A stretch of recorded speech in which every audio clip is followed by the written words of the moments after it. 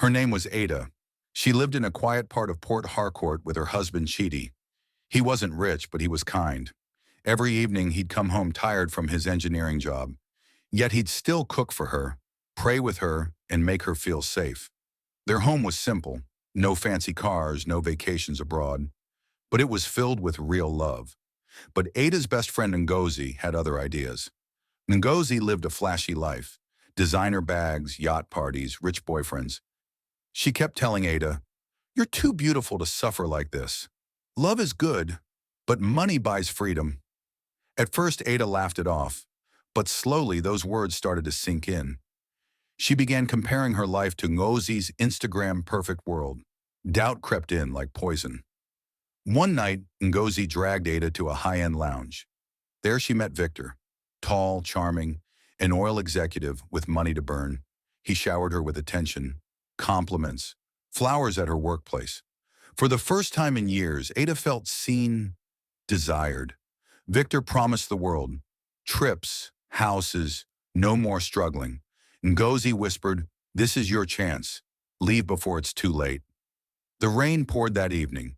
While Chidi was at work, Ada packed her things. She stared at their wedding photo, tears falling. She left a short note.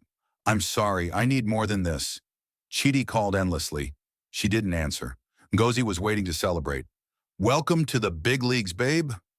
Ada walked away from the only man who ever truly cared. Soon, Ada was living in Victor's mansion in old GRA. Designer clothes, private jets, endless parties. At first it felt like a dream, but dreams can turn dark fast. Victor started checking her phone for safety. He didn't like her old friends, or her teaching job. "Why work when I have money?" he'd say. Slowly he cut her off from everyone. Even Ngozi faded away once the job was done. Arguments became normal. Victor called her ungrateful. "I rescued you from that broke life. Don't forget it." He controlled the money, the schedule, her freedom. When she spoke up, he'd gaslight her. "You're being dramatic. Most women would kill for this." The charm was gone.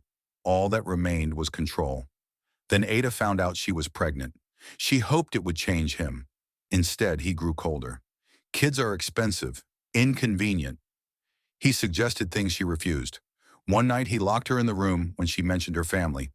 Ada finally saw the truth. This wasn't love. It was a prison painted in gold. One morning while Victor was away, Ada escaped. She left with nothing but the clothes on her back and a little hidden cash. She ran to her sister's place, broken and ashamed.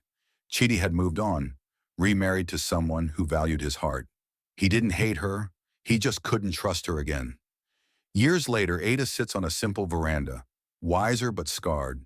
She tells every young woman she meets, "A good man who cares is rarer than gold. Money can buy luxury, but it can't buy peace when the one holding the purse wants to break your spirit." Her biggest regret? Listening to the friend who cheered her into a cage, instead of holding on to the love that was real.